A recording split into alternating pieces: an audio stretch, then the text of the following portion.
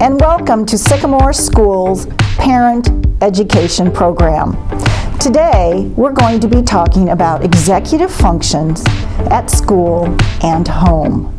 I'm Lori Henderson, and I'm here with Tiffany Stahl. We will start the presentation by talking a little bit about what are executive function skills. So executive function skills are kind of like the brain's conductor of everything. So if you think about a music conductor standing up front and kind of the flutes start going and the oboes start going and then the drums have to come in, well, that's kind of what it is for executive function skills. They all kind of have to work together. These executive function skills kind of help manage everything that you have to do in a daily kind of day-to-day basis, or even hour-to-hour basis.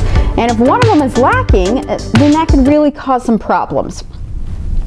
They're all kind of diverse, but as we're talking about them in third grade, a lot of the students notice, well, that kind of overlaps with another executive function that we've already talked about, and that is so true. They all kind of have to work together, just like the band works together. They all kind of have to work together in order to make life happen.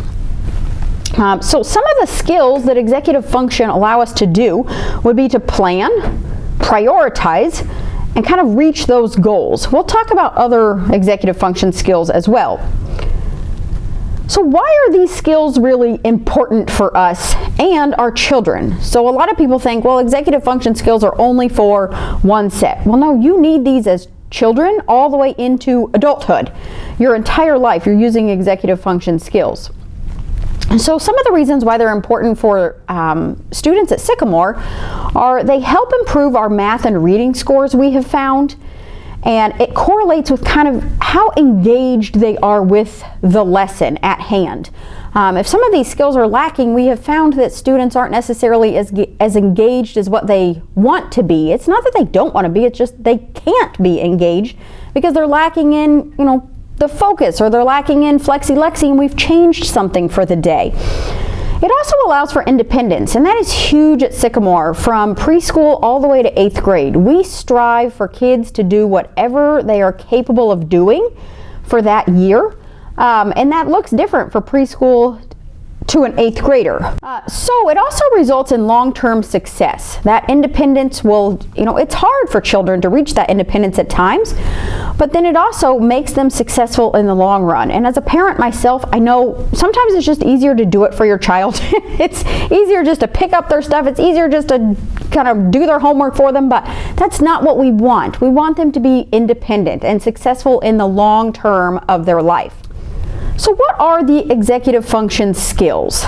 So research shows, depending on what research you look at, there are different skills that are kind of intertwined into these executive function skills. But we've kind of chosen just a few of them to focus on. So there's the whole list there, and I'm not going to read through those just because I want to kind of dive deeper into those. So in third grade at Sycamore, we use executive function characters, and the kids love these. We introduced them at the very beginning of third grade, and now they're used more for kind of just individual students and what they need, kind of areas that students are lacking. It's not to say that we don't talk about them whole class, we still do, but they're more individualized at this point in the year.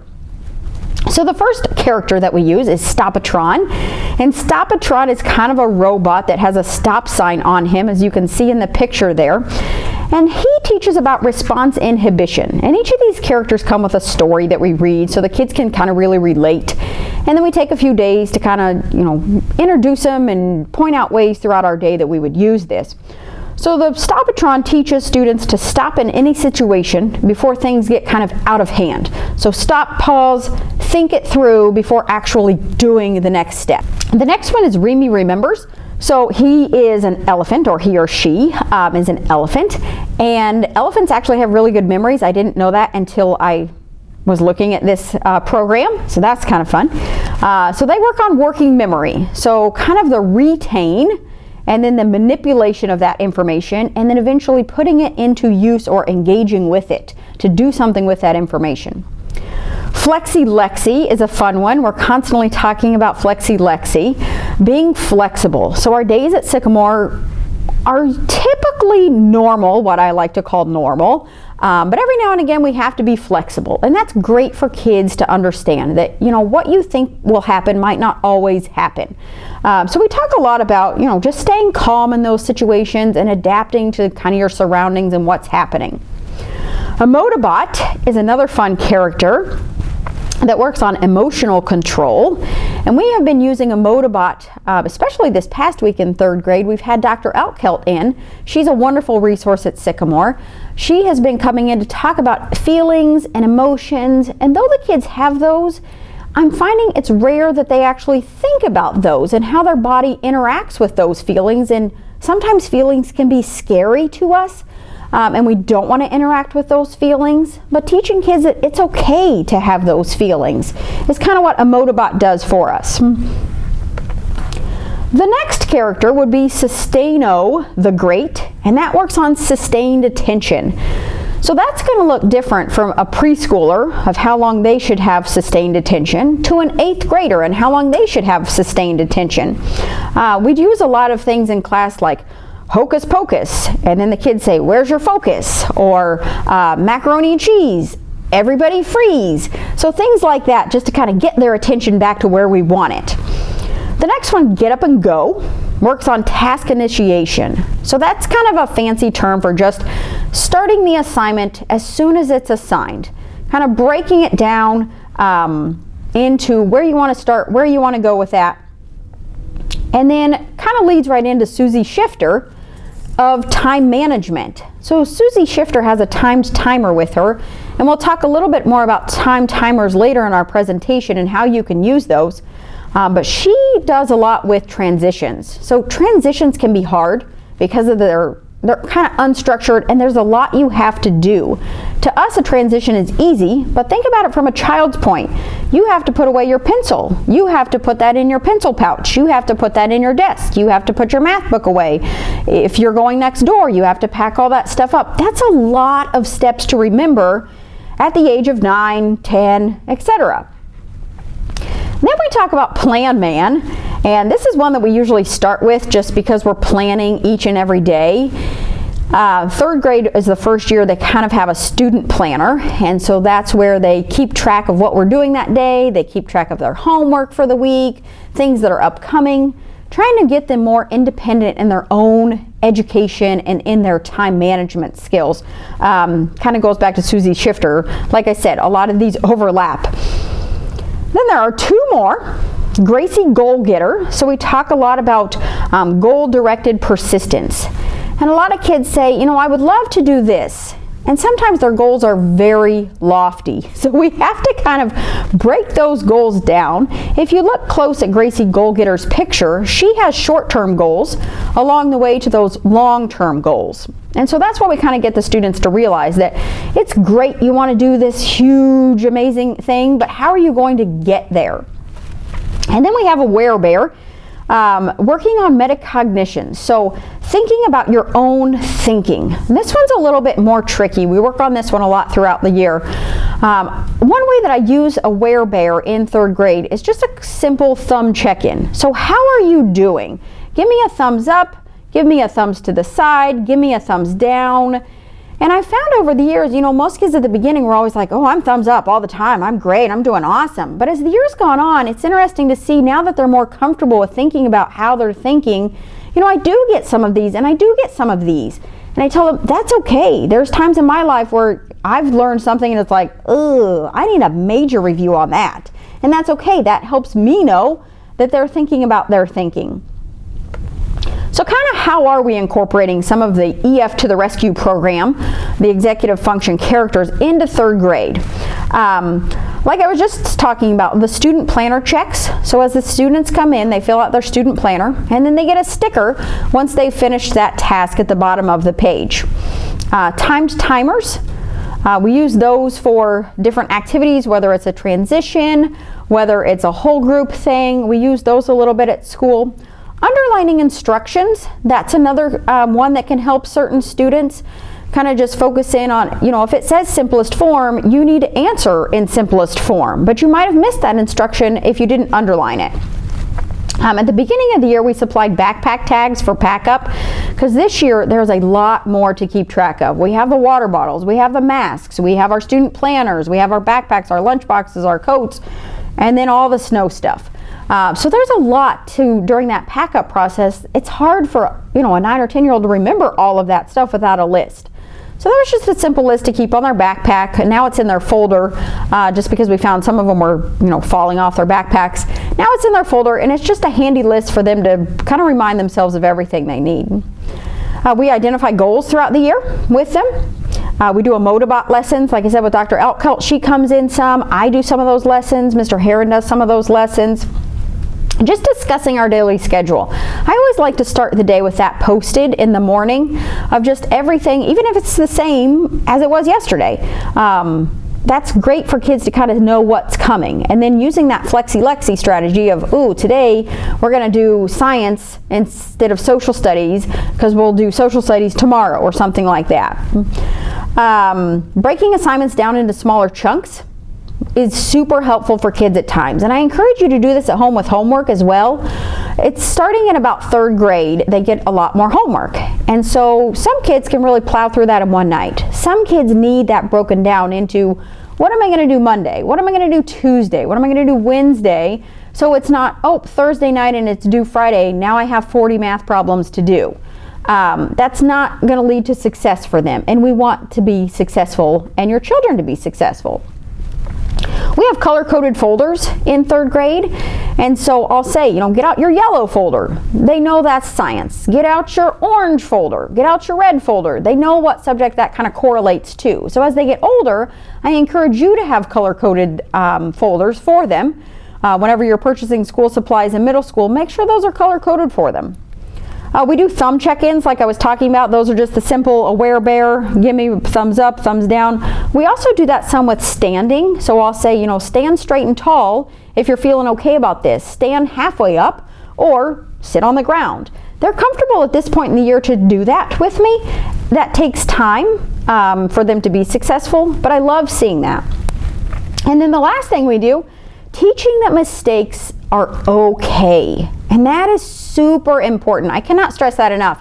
When your child comes home with a mistake on a paper, don't get them in trouble. It's okay. We learn from our mistakes here at Sycamore. I always say I love making mistakes, and the kids look at me like, what? You do? But I do love making mistakes because I learn from that mistake. It's the students who don't look at their mistakes that we really have to wonder, are they really learning from that? Probably not. So I'm going to let Lori kind of take it away from here, and she is going to kind of dive into these characters a little bit more and give you some strategies of how you can really use these characters in your own home. Thank you, Tiffany. I appreciate that. Okay, so now we're looking at promoting those executive function skills at home. Looking at the overall development of the executive function skills involves several components. First of all, we have having healthy habits. This includes sleep, nutrition, and activity. Those are all very important and something that the parents very involved with providing for your kids. Another important part is practice and repetition. This is really what is going to create those pathways in the brain and make it more automatic for these kids to use these things. The third one, when you're looking at trying to help your kids with the executive function skills, you want to choose 1 or 2 areas that you're going to target. There's no sense overwhelming yourself or your child by saying, oh my gosh, my child needs all of these things. We're just going to pick a couple things and go from there. All right, let's look at some general teaching strategies. The number one thing I really would like to share with you is I'd like you to stop telling your kids what to do. Instead, we need to be asking them, what's next? What do you think you need to do? Every time we step in and give them the information, then we're robbing them of the opportunity to learn that independence. So again, we want to try to activate their brain into thinking about, what do I need to do next? So we're going to stop telling our kids what to do and let them come up with the information with our guidance. Obviously, we'll have to have that. Next, you're going to want to describe the skill to them that you're wanting to teach.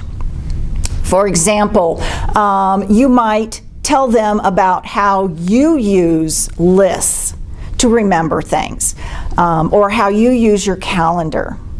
And this will help them understand this is an important skill, and I will need it as an adult as well as right now. Then you're going to try to model the skill. And as we're modeling the skill, we want to talk out loud. So normally you might be thinking, okay, when I come home, I set my keys on the table, and I go and hang up my coat, and I put my purse on the counter. That way I know where to find my stuff. You need to say those things so your child can understand exactly what your thought process is. And that can help them also. So you're going to model the skill that you're wanting the child to learn, and now you're going to role play it. Okay, so this is what it looks when I try it. Now let me see you do it. And that allows you to kind of look at it, lets the child give it a try with some support, and you can work out any quirks that might be going on. And then finally, it's very important to provide lots of opportunity for practice. With promoting these executive skills at home, a book by Cooper, Kahn, and Foster, they share a nice strategy. They use the 4 legs of a table as a representation of the 4 parts you need to have to build these executive functions. Okay? The first leg is planning to plan. This is the most important parent part. You need to take the time to plan how you're going to go about encouraging this skill. Okay? First, you've got to pick out the skill. Then you want to consider, is this really the most important thing for me to do? And then choose how you're going to target it to begin with. All right, so that means you're going to plan that out. You also need to plan, okay, when am I going to have the child practicing this? Which leads into the second leg, and that means allotting time. Allotting time is important because we want to make sure we're giving the child time to work on this skill. We don't, let's say we're working on morning routine and getting out to the car on time. Well, initially we might need to build in a little extra time so they have the thought process time in order to figure out what they need to do next. So allot the time, which is hard to do these days. Our third leg is the repetition. Again, repetition is what's going to help make it automatic. It's just like riding a bike. When you first started riding a bike, it was quite awkward. You'd fall over a couple times. It was difficult to pedal. But then with lots of practice, it became automatic. You don't have to think about leaning as you're going around the corner or moving your feet in a circular motion. It's automatic. And that's what we want to happen with these executive function skills. Fourth leg is very important, and that's a positive mindset. We want that for the parents, and we want it for the kids. So that means you need to really be positive and give lots of positive feedback as they're learning this skill. With this, it's hard sometimes, but we need to avoid making criticisms. Let's be accepting of mistakes. So, this is a process. We're going to compliment their efforts to do it and compliment even if they get part of the process. So hey, wow, you did much better today than yesterday. I liked how you were able to get the first 2 steps done all on your own. That was great. That's going to be important. So again, we want to be positive, and we want them to also know that this is a growth skill. This is something we're learning and we'll get better with practice. They do need our acceptance, understanding, and support. So once your child has been practicing a skill for quite a while, then you can start to gradually remove some of that support. It is important that we don't remove it all at once or remove it too quickly, because that will just kind of collapse the whole learning process. So you're just going to remove part of the support. Okay, now let's go ahead and talk about the individual executive function skills.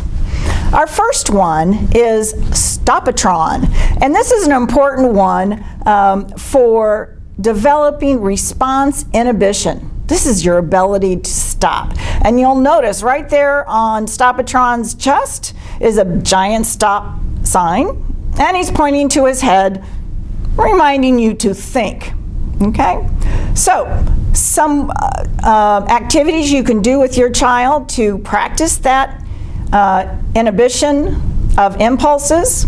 You can teach them the process of stop, breathe, think. This gives them a moment to process before just an immediate reaction. That's an excellent technique. Also, you can work with them on developing some savings goals. Maybe they want to save up for a particular game. This is awesome for working on that impulse spending. Oh, that candy bar they see they want now. Remember, you're saving up for your game. So that just helps them do a little goal setting and prevent that impulse buying.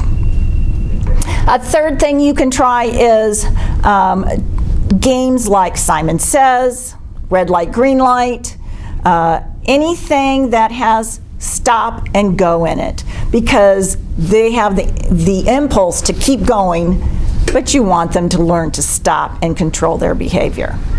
Okay? We can also practice turn taking. Sometimes this can be very hard, especially for younger children. Board games are great for this. All right? I would encourage you to not lose on purpose to your children, because then they won't have the opportunity to learn how to lose appropriately. I know it's hard sometimes. You can also encourage them to share toys or other items with other kids, and that will give them a chance to start to develop that inhibition response. If your child has difficulty with sharing or meeting with a friend, one thing you can do is do some role playing with this and help them develop some strategies for dealing with the problem. Now, the third area of activities you can do is developing a varied response.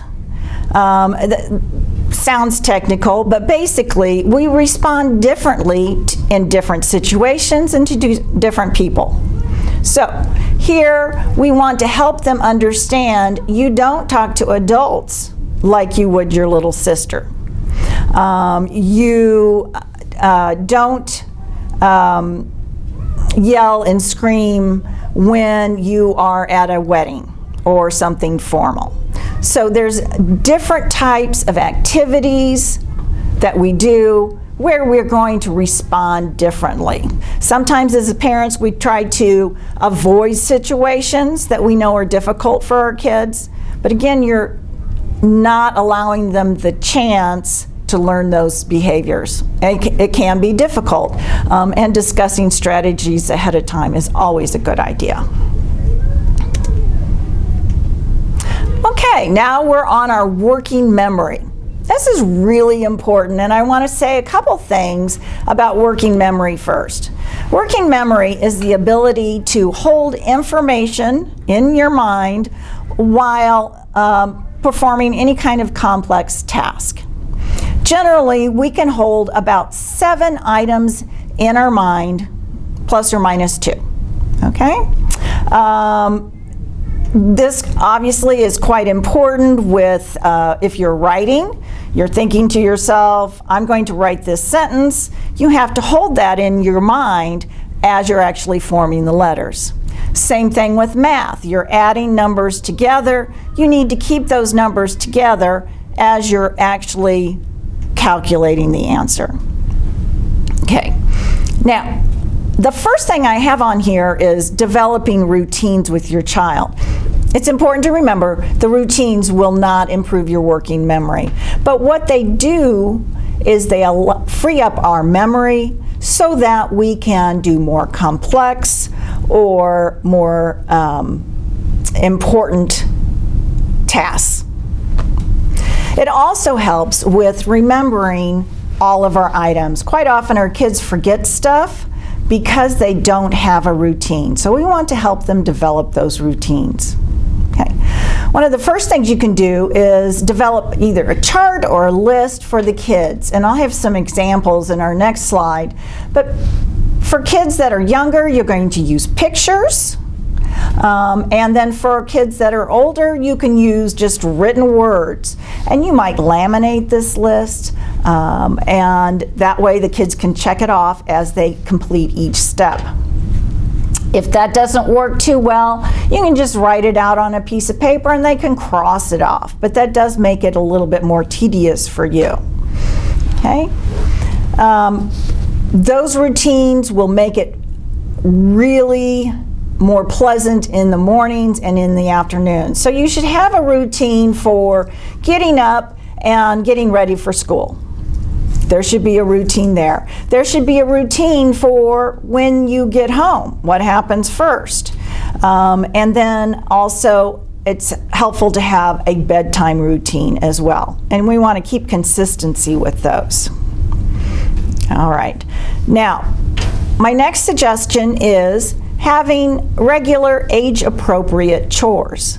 I loved it when I was talking to the 5th grade class last year, and I was asking them, what kind of chores do you do? And several of them said, I don't have any chores. And I was shocked. I was really shocked. And in most cases, they really did have some chores. They just didn't think of them as chores. But there should be something, whether it's making your bed every day, carrying your dishes into the kitchen after a meal, unloading the dishwasher, vacuuming, taking out the trash. You're going to want to have something that your child's in charge of on a regular basis. And then that task, that chore, should be done before they start engaging in other preferred activities. And that will help quite a bit. Next, we want to create a launching pad. A launching pad is where they're going to put all of their school stuff. And this becomes even more important in the winters or if your kids are involved in athletics and band. Okay, so their launching pad should have an area for their backpack, any shoes that they need to take with them, winter clothes, musical instruments. All of it should be right there together. It's preferred if it's maybe close to where you exit in the morning, so they can just grab their stuff on the way. But it's all together and it's set up the night before. Don't pack up everything in the morning. This should all be set out the night before. It's much easier to start your day that way. So they're going to have their athletic equipment, anything that, all their homework that they've finished, it has to be in the bag. And everything's ready to go for the morning. For kids, we want to make it very specific and all together, because if we're spreading it out, it's not going to go so well. Okay. I also suggest having weekly planning meetings. These are particularly important for middle school kids because there's so much on their plates, or if you have multiple kids. Susie may have a soccer practice on Tuesday, which is going to mess up George's homework time on that day, and he's got a test the next day. So if you plan out with your kids your weekly schedule, then that allows them to adjust when they're going to do their work. It also helps them see how you are planning and how you write everything down so you don't forget stuff. So you're going to have those weekly sessions, and as I mentioned, you're going to show them how to use the calendar. We have lots of kids in middle school who get a little resistant about writing things down, and the more they see us do it, the easier it is going to be for them. So next we have to maintain those routines. Again, repetition and practice, that's very important into forming those habits and those skills. So remind them to check the list, avoid telling them what to do next, and you want to, again, tell them to check the list or ask, well, how do you know if you're done? And let them come to the conclusion, I need to look at my list, okay? And lots of positive praise, again, very important. Now, if you want to look on improving working memory, this is a little bit harder to work on, but some general things that you can do is try some games like concentration or Simon, or any kind of auditory math games where you're telling them, okay, what's 42 plus 19? And have them figure that out, minus 2, and see how they do with that. I love how Mr. Keith does that with his math class. Also, practice some multi-step directions. The kids need to do more than one thing, and sometimes we'll tell them, you need to go brush your teeth, get your pajamas on, and pick out a book. And they may go upstairs and forget what they're supposed to do. So we want to give them some strategies for remembering those things. A couple of things that we can do. Obviously, we can make them a list. That's excellent. Or we can also help them use their fingers and repetition to remember. So if I'm at the grocery store with my child and I want them to go pick out a couple things, I'll say, okay, you need to get eggs, flour, and milk. And use your hands to help that, and then have them do it. So now tell me, what do you need to get? And have them repeat it back to you. That will really help them hold it in their memory. And our last strategy for working on that memory, working memory, is to practice summarizing reading a paragraph or a chapter, or for younger kids, maybe a picture book. Have them tell you what you just read. So when they complete a small portion of the book, you're going to say, so what happened to the rabbit in this story? And have them explain. Can they tell that information back to you? And that's important and helps them process that information. Okay, on this slide you'll notice we have a couple of charts. One is a little backpack tag that Tiffany had mentioned earlier. And it just has a little checklist of the things they need to remember. This was done for some middle school students. So you'll see the Chromebook listed on there. And then we have one with pictures, which are for the younger kids. You would take the picture off the top and put it on the finished line, showing that you had finished that step. And that works really well for younger kids. Next to it, I have pictured a launching pad. I like this launching pad because it has a place where there's a calendar, there's room for the backpack, the lunchbox, and it also has a location where if there's anything in particular they need to know, you could stick a note up on there too. So that's kind of a nice launching pad. Let's talk about improving flexibility with Flexi-Lexi. All right. Flexibility is our ability to adapt to changes in plans, setbacks, or new information. This is important.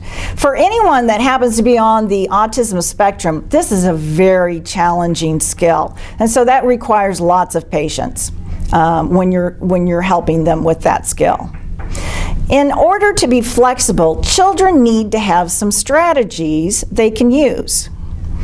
If there's an area they find challenging, such as when friends don't want to play what they want to play, you may want to discuss some strategies with them ahead of time, kind of brainstorm those strategies.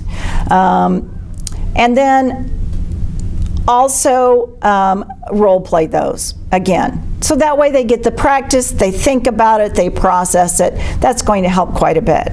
So we work on those strategies when we expect we might have some kind of disappointment, or in the past we have. And we're going to help them with using the words to express their feelings. Again, I bet that made you feel sad. And let them hear what you think they're feeling, and ask them, is that right? And that will help them as well. The other thing we want to do to help flexibility is problem solving. I remember I was in a 7th grade class one time, and they were going to have a test, and the teacher told them to take out their iPads, and one student said, "I don't have mine."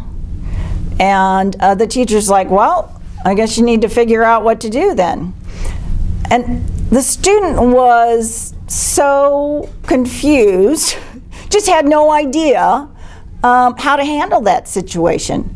We want to give the kids the tools so they can practice that problem solving. One of my favorite is brainstorming. With brainstorming, you just want to throw out ideas. So have them throw out ideas. You can join in, throw out ideas, and write them down on a list. And then, after you've done that for several minutes, go back, maybe circle your top 3 favorites, and you can discuss it from there. The important part with brainstorming is there's no criticism. We can't criticize the kids, and they can't criticize us on ideas that we can come up with. It can be totally far-fetched, like, well, I traveled to Mars and pick up a rock there. Doesn't matter, write it down. And again, you'll be picking the top ones there. So brainstorming is really important. We also want to help the kids find appropriate alternative solutions by asking probing questions. Sometimes they need that help. So how do you think you could work through this situation? Could you tell them how you feel?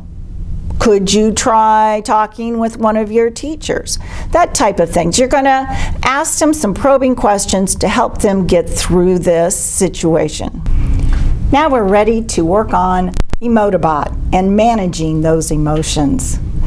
First of all, one of the things that we find is very difficult for gifted kids is persisting through difficult work. For so long, much of the work is easy for them. So when they come to something that's challenging, they're more resistant to trying to solve the problem and might seek help immediately or stop working. So we want to help them learn to persist through the difficulties.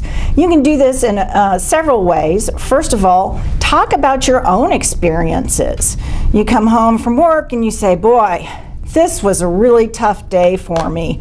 I had a client that was quite challenging and didn't like my ideas, but I sat down and worked with him and we discussed it and we were able to come up with a solution.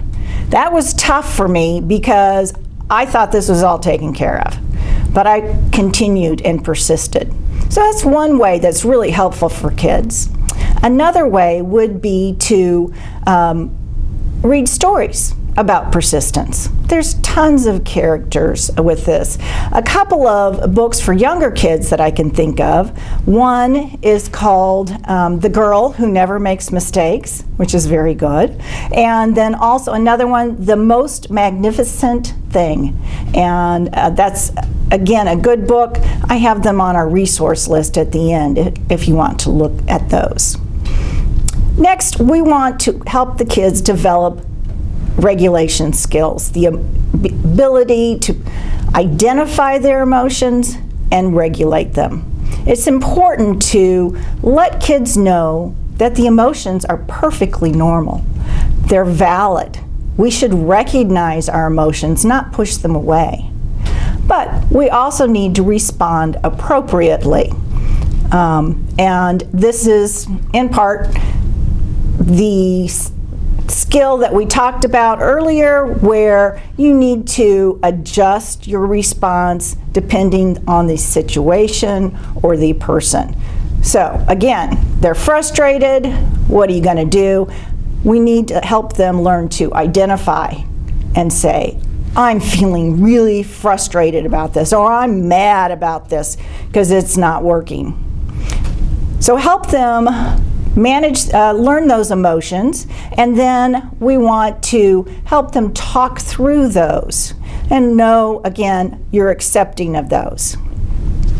We also want to work with kids when they're calm. If your child has just had a major meltdown, their brain turns off. And there's no way you can sit there and say, well, next time maybe you'll remember to do it this way. I was that kind of mom. I'm the ones that, want to sit there and tell them kind of the I told you so, or try to correct them right away. They don't hear it. The brain shuts off. We need to wait till later, once they've calmed down, and then they're able to listen. So sometimes they just need that a little bit of alone time. I can see you're upset. I'm just going to let you calm down. And then you can process it later. We want to maybe also look at mood meters. I have one on the next slide I'll be showing to you. But that will help kids identify how they're feeling. It has lots of words on there that can help label their emotions. We want to give them the vocabulary to express their feelings. Practicing mindfulness activities. Maybe you enjoy meditation, listening to meditative music, deep breathing, some yoga. All of those things are wonderful, calming activities and can be used as strategies when we're finding we're getting out of control. So those are good strategies to teach your kids by doing it with them. Do some yoga, do some deep breathing exercises, and kind of demonstrate. And then my last one is a role playing. Again, role playing really helps with those situations that are challenging, where you can discuss it ahead of time, discuss, well, what do you think you could have done differently? And allow them to come up with solutions, and then role play those solutions to see how they work with the role play situation. So on our next slide, I have a couple of examples of mood meters. There's one that we use here at school quite a bit with all the words and colors, and it is attached in the resources, so you can download it there. There's another one next to it that has smiley faces, frowny faces, and those are going to be more for the younger children. So these can be very helpful with identifying their feelings. Here we are with Sustaino the Great. He's a wonderful magician, and we want to work on that sustained attention. This is important so that you can sit at an activity or do an activity and stick with it. Again, it does involve some perseverance. So first we want to look at coaching attention, all right? Parents, I would suggest you look at the environment where they are doing their homework. We want to make sure that it is not a loud and distracting environment. If you're doing it in the middle of the kitchen and there's a dog running around and two other children yelling, it's going to be difficult for your child to actually get their work done. So we want something that's fairly quiet. In some cases you may need to use like noise canceling headphones. if your house is just not a quiet place. You also probably don't want something that's isolated. I know those middle schoolers love to go in their rooms, shut the door, turn on their music, and do their homework. But I don't know that this is efficient. Okay? So look at setting up a homework routine and location where they can be away from distractions and focus a little bit better. Okay? We want to also praise the effort that they put into the work. It's really important. We want to make sure they realize it's not just completing the assignment that's important. It's the effort. So we want them to feel challenged, to really put forth their best foot on their work and not just hurry through it. Next, have regular family dinners where everyone stays at the table until the end. This can be very hard for families. I know time is tight, but having that time where you're sitting and you're together and you're requiring them to engage in something kind of boring. And that's when sustained attention is really challenging. I hear from parents all the time, oh, my child can sit and play video games for hours. They don't have any problem with attention. Well, I wouldn't either during something that's enjoyable.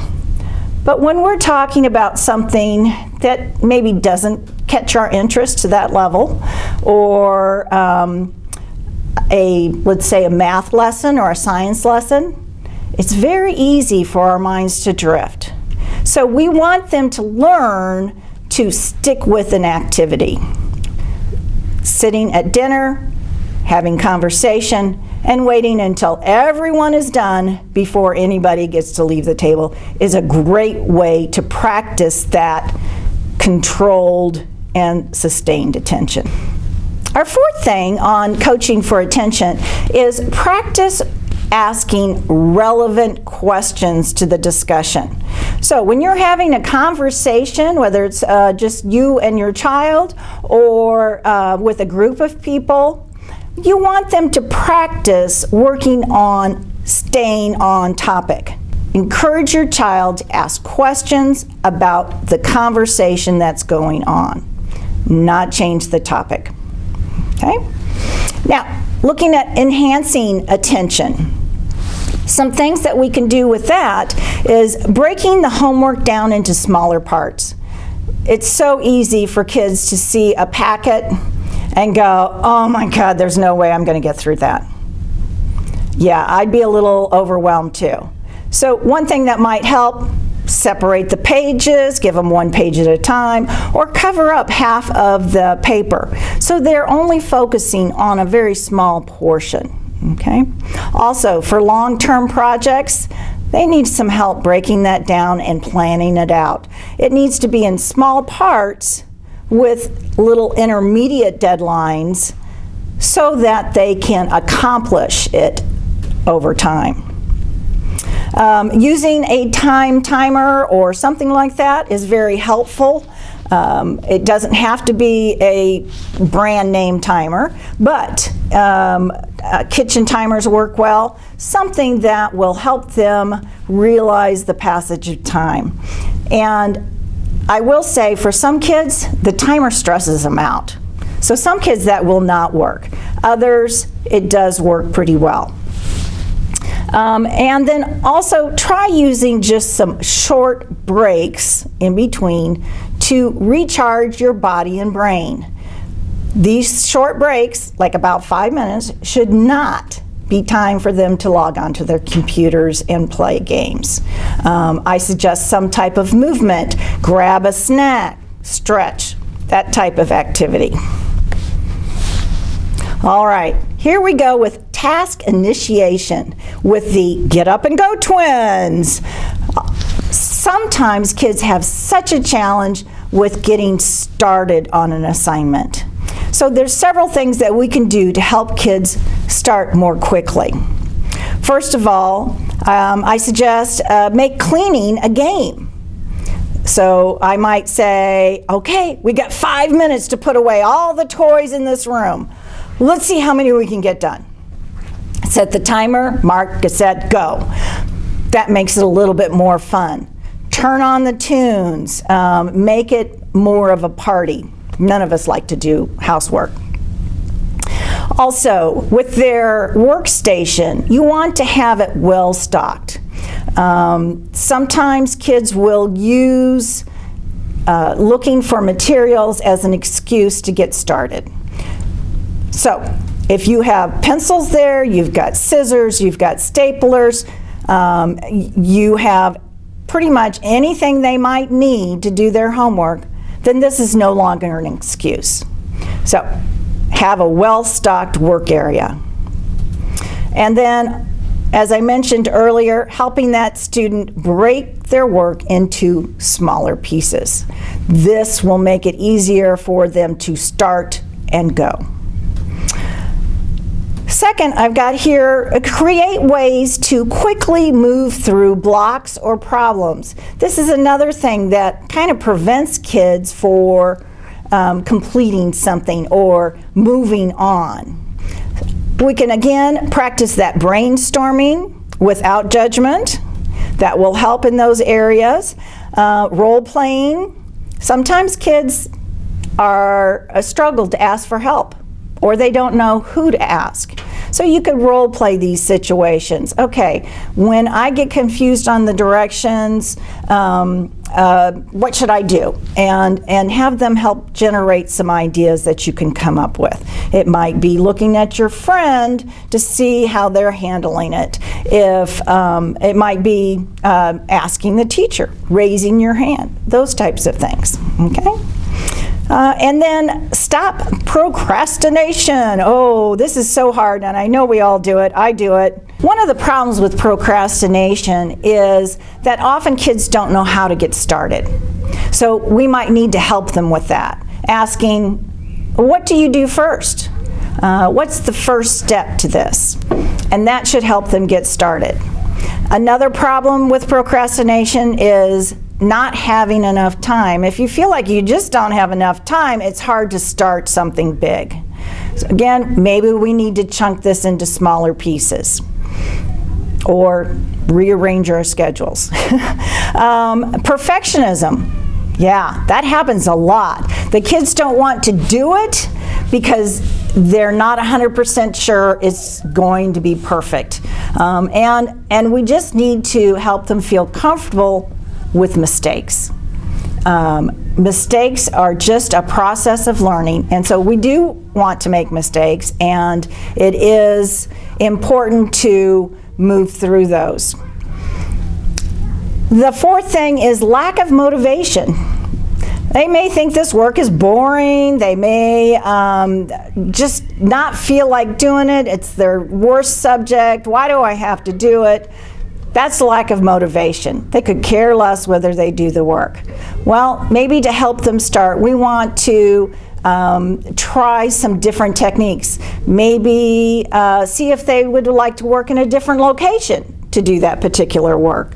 Maybe they'd like to use a special pen or a special paper. Whatever you can think of to make it more enjoyable for them, sit in a special chair, then that will help them get started on it. Now we're going to talk about time management, and this is with Susie Shifter. You'll notice the little clock next to Susie, and that's called a time timer. We have a link to it, and I noticed they have a new product, and it is a timer for washing your hands, in case you're interested in that. But one of the questions we start with a lot of times is, do you begin your homework with the hardest thing or the easiest thing? For that, I would look at how difficult is it for your child to get started on their homework. If it's really hard to get them started, they just don't want to get started, then maybe they're going to want to start with something a little bit easier. But for most of us, when our mental energy is high and we're ready to go, we should start with the thing that we find most challenging. So I like the a saying that if you must eat a frog, start with eat the big, sorry. If you must eat 2 frogs, start with the bigger one. Then the smaller one won't be any big deal, right? So take that big chunk first while you're energetic, and then the easier stuff later. It becomes more rewarding at that point, and we don't have to think quite as hard. So, learning some time management skills. We want to talk about how long things take. Kids, especially with ADHD, have difficulty understanding time. It just disappears for them. No concept. All children, we want to help them realize the passage of time. So, this is as long as your favorite TV show. Or we've got 5 minutes left. You can see it right here on the clock. All right? Talk about how many minutes they have before you leave.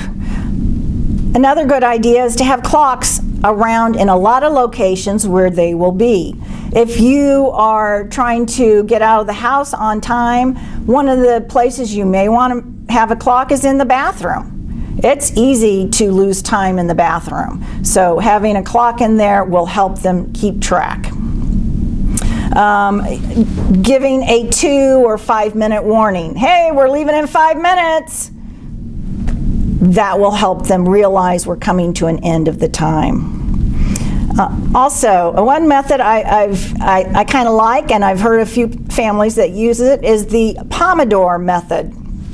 The Pomodoro method is a method where you work all out, really hard, full effort, ignore every distraction for 25 minutes. And then you take your 5-minute break.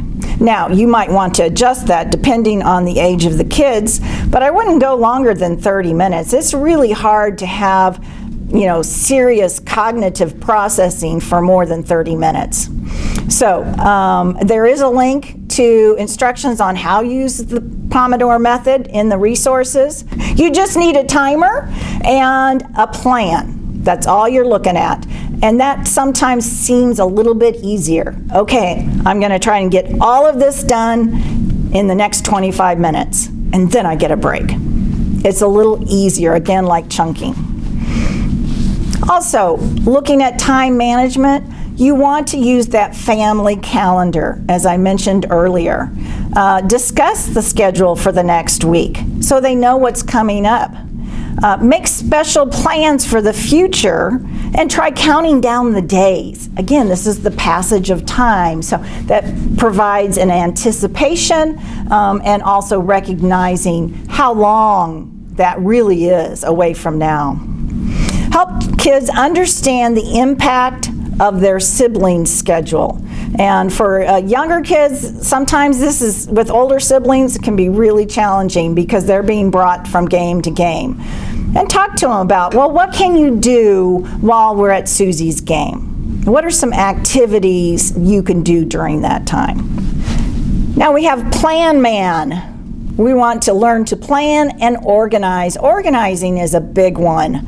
So ways that you can practice or work on organization with your child.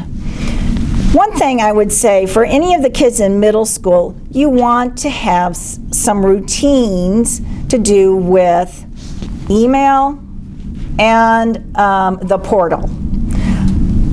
I've heard a lot of kids that tell me they never check their email or they rarely check their email. So they're missing out on information.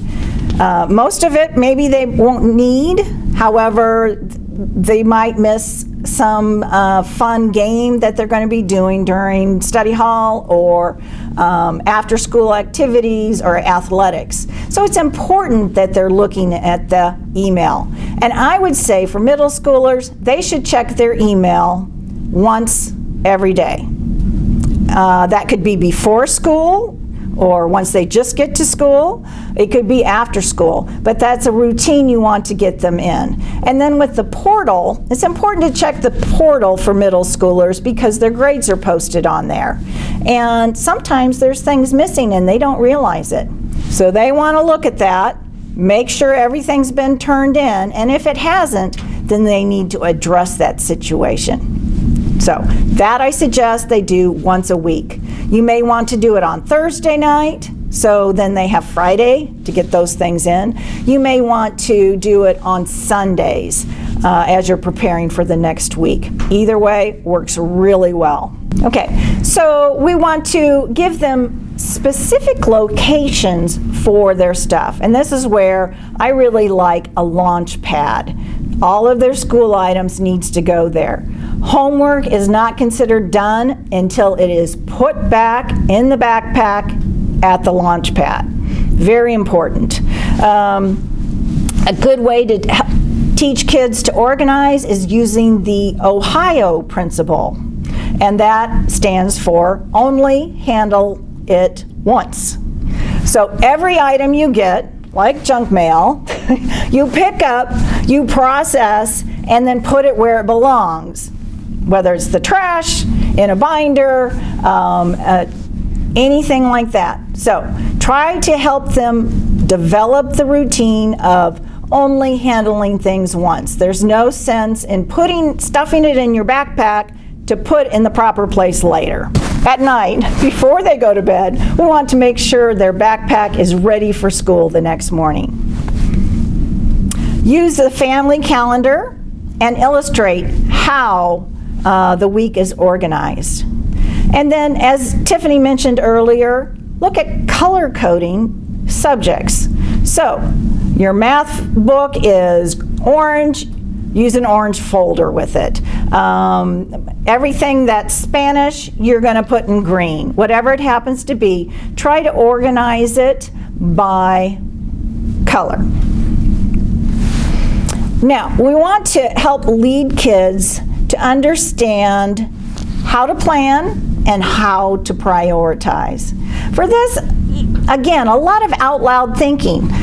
Boy, I've got 5 things I've got to get done and I just don't have enough time. I'm going to have to prioritize these things. That shows them you're using this skill and they can see how you go through the process. Okay? So kids are going to need support for long-term planning, for long-term projects. So help them divide it into chunks, assign due dates for each chunk so that it will be completed by the actual due date.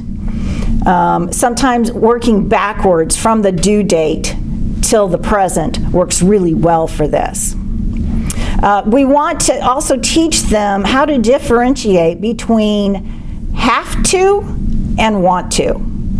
Obviously, I want to talk with my friends, but I have to get my math homework done. So, have-tos are first, and then when we've got time or we're on an extended break, we can do the want-tos. Help kids develop priorities. This is what's most important gets done first, then next. So maybe the rule is schoolwork first, then sports, then free time. However you want to set it up in your family works great, but just make sure there is a priority system there and you stick with it. Also, show your kids how you manage your priorities or your time when you don't have that much time, because this will help them manage their time as well. Now, here's a couple of examples. We've got our backpack with a nice little hanger there. That might be a good launch pad, as long as there was a place for their winter clothes, and any shoes that they might have to take for PE days. That would be great. You'll also see on the right side we have a homework station. All the supplies are there. They're ready to sit down and work. It's not cluttered with other things. Teaching goal setting with good old Gracie goal getter. I always want to call her goal setter, but I guess she's a goal getter. So we're going to teach about goal setting. For setting goals, you're going to model and talk about your goals and how you work to achieve them. It's very helpful for them to see that. I've been saving for a vacation to Hawaii, and every week I put $25 into my savings account for it. Again, that helps a lot. Help your child set their own goals. Maybe they have some goals that they would like to do, and they need to have some achievable steps. Also, we mentioned earlier, teach your child to save money for a desired item. This helps with that impulse buying, but will help with them learning what that goal setting is about.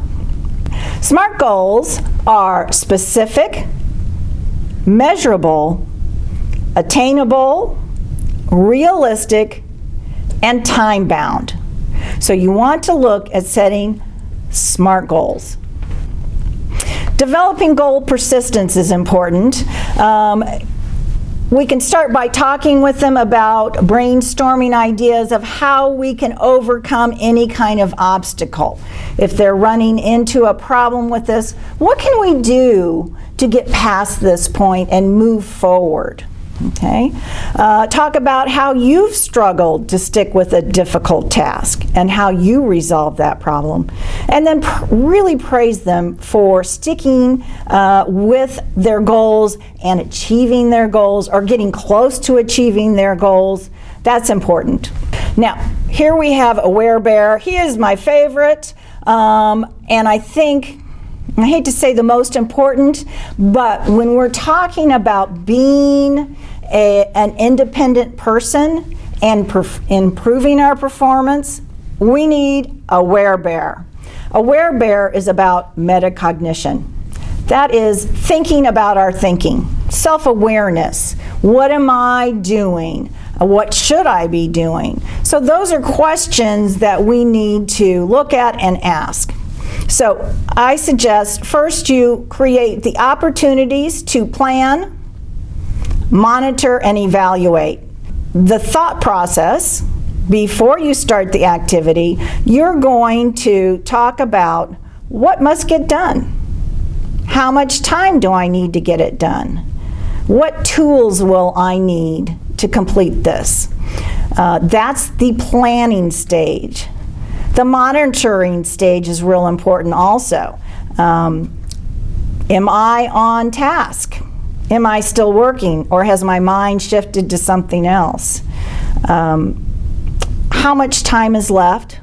Do I need to change my expectations? Or possibly, am I doing a thorough job with my answers? And then when you finish it, you're going to want to evaluate. Did I accomplish what I wanted to get done? What worked well this time? What didn't work so well? Maybe I might want to make a change for the next time. What would you do differently next time? Sometimes kids are like, oh yeah, it's fine. Maybe you might have to ask them, what do you think I will feel when I look at this? Or do you think your teacher would agree with you that you have been diligent with your answers? Okay.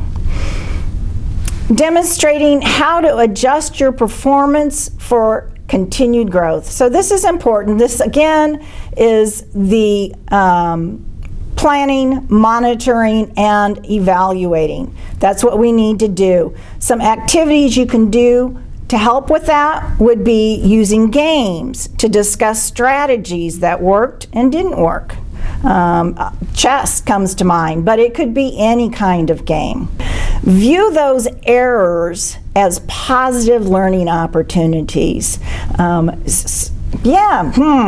didn't work. Well, what could we try next time? Don't harp on the mistake. Look at, okay, now I know that doesn't work. I'm going to try something different. They forgot their assignments at school. Well, what were you doing to keep track of those assignments? Well, maybe that's not working. Let's sit down and talk about this. Again, our kids are perfectionists. We don't want them to look for perfection. We also don't want them to look at something that is maybe not hardly done. One sentence when it's supposed to be, a full page. So help them look at their work objectively. Again, what would your teacher think of this? And in general, just asking the questions, letting them think for themselves is going to help them with that metacognition. We want them to get in practice of monitoring themselves and generating their own thoughts. Avoid telling them what's next. All right, so in summary, first, we've got executive function skills. These are something that start gradually soon after birth and continue to develop into adulthood. And one thing I don't know that I mentioned earlier, but I think is important is we all have some skills that we're stronger at and others that are weaknesses for us. Then I have here the strategies for teaching those skills. I want you to start asking questions. Don't tell. Model the executive function skill with out loud thinking. So you're going to be saying what you would normally think. Practice the role playing to see how it works. Provide plenty of opportunities for practice and allow for mistakes. Mistakes are okay and sometimes even really good. Utilize the 4 legs to build a strong table. Okay? As a parent, you need to spend time planning for this event, for the skill or executive function that you want to target. Plan, prepare for that. Allot the time for it, provide repetition, and keep that positive mindset. It's so hard. We've got so many things happening. It's hard to be accepting when, once again, our child has forgotten their lunchbox. But it's important that we, as parents, avoid rescuing our kids. Anytime you rescue them, they've lost an opportunity to learn from their mistakes. There was a parent here many years ago when my sons were here, and I liked her strategy. She would tell her son, I will rescue you 1 time a semester or trimester. So, is this the time you want me to come with your band instrument because you forgot it at home? Is this significant enough for me to miss work or stop what I'm doing to run the product back to you? You need to let the kids think about that and judge, is it really that important? Life will go on here at school without that item, without the lunchbox. We find food for them. Things will move on. It's not the end of the world. So I want you to stop rescuing those kids and allow them to make those mistakes so they can learn from them. And then finally, our last strategy is we're going to want to slowly remove supports. Again, don't take away all the supports right away. You still need to be checking in. They may need help with a couple of the steps in there, but you need to stay in touch, stay consistent until they develop that habit. And here on the slide, you'll see the beginning of our parent resources. This will be available for you in the show notes, so look for it there. We have websites that you might look at for assistance. Included on there are those cute little characters, the EFs to the rescue. It is a Canadian group of therapists that got together and created this. Time timer, I have a link there for that. If you want to learn more about the Pomodoro technique, check that one out. Our mood meter is there. I've got a couple of articles that I thought would be helpful. First one is on helping kids with self-regulation. This can be very challenging for them at times.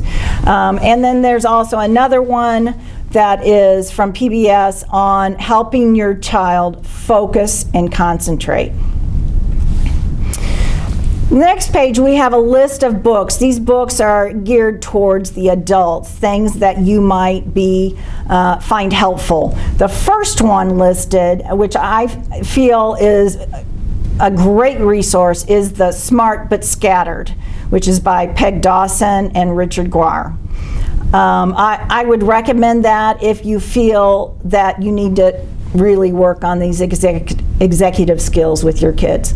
Some kids naturally gain these skills. They don't have to be purposely taught. It's kind of like reading skills. Sometimes they just start reading and it happens. Other times we have to provide purposeful instruction and practice in order for them to gain the skill.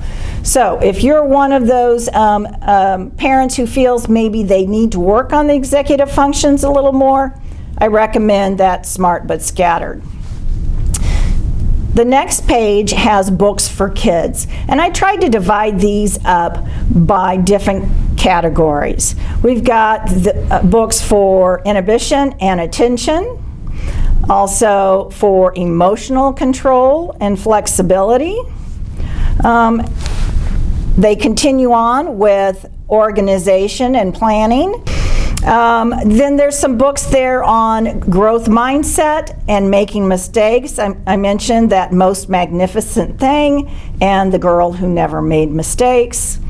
There's also a nice book for a little bit older kids, How to Take the Ache Out of Mistakes. And finally, we've listed the contact information for myself, Lori Henderson, and for Tiffany Stahl. Please reach out to either one of us if you have any questions or comments. We'd love to hear from you. And again, I really appreciate you taking the time to join us today.